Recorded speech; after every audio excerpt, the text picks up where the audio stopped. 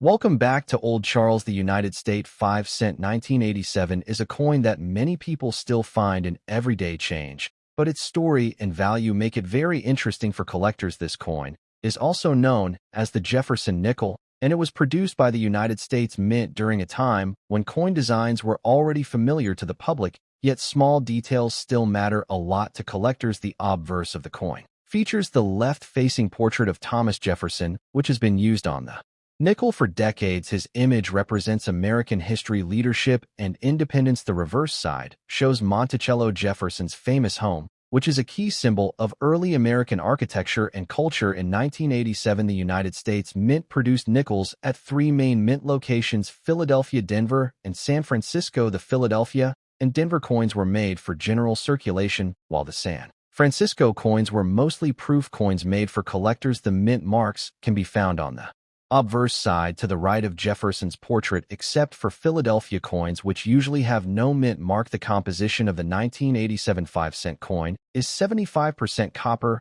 and 25% nickel, giving it a solid feel and a weight of 5 grams, with a diameter of about 21 millimeters. This composition has been standard for nickels since the mid-20th century. When it comes to value, most 1987 nickels found in circulation are worth their face value of 5 cents because millions were produced, and many are still common. However, condition plays a very important role. A coin that is heavily worn, scratched, or damaged will not carry any premium beyond face value, but a coin that is well preserved with sharp details, clean surfaces, and strong luster can be more desirable to collectors. Uncirculated examples, especially those graded by professional grading services, can sell for a higher price depending on their grade. A 1987 nickel in mint state condition can be worth a few dollars, and high-grade examples with full steps on Monticello can be worth even more. Full steps refers to the clear and complete lines on the steps of Monticello on the reverse side,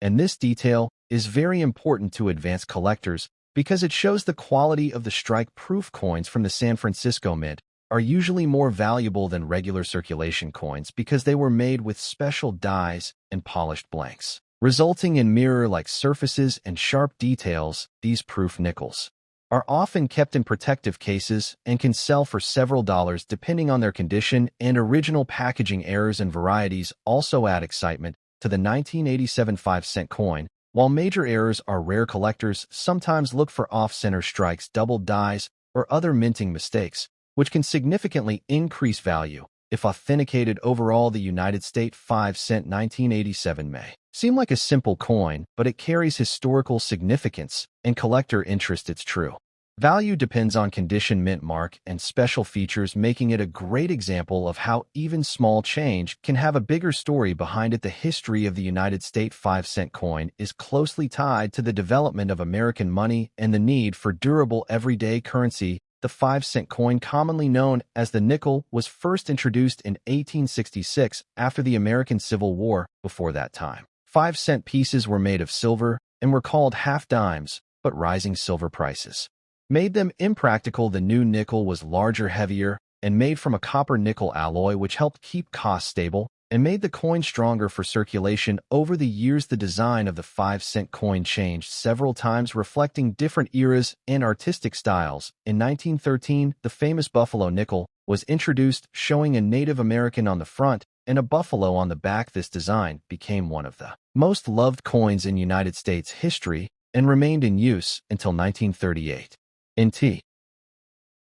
was introduced to honor Thomas Jefferson, one of the founding fathers of the United States. The design featured Jefferson's portrait on the front and his home Monticello on the back, and this basic design continued for many decades, including the year 1987. By the time 1987 arrived, the Jefferson nickel was already a familiar part of daily life. Millions of these coins were produced each year to meet public demand. During the late 20th century, the United States Mint focused more on efficiency and consistency rather than frequent design changes, which is why the 1987 5-cent coin looks similar to nickels from surrounding years. Even though the design stayed the same, the coin still represented the economic and cultural environment of the time. It was used in everyday transactions during a period of technological growth and economic change. In America, the 1987 5-cent coin stands as a small but meaningful piece of history showing how tradition and practicality came together in United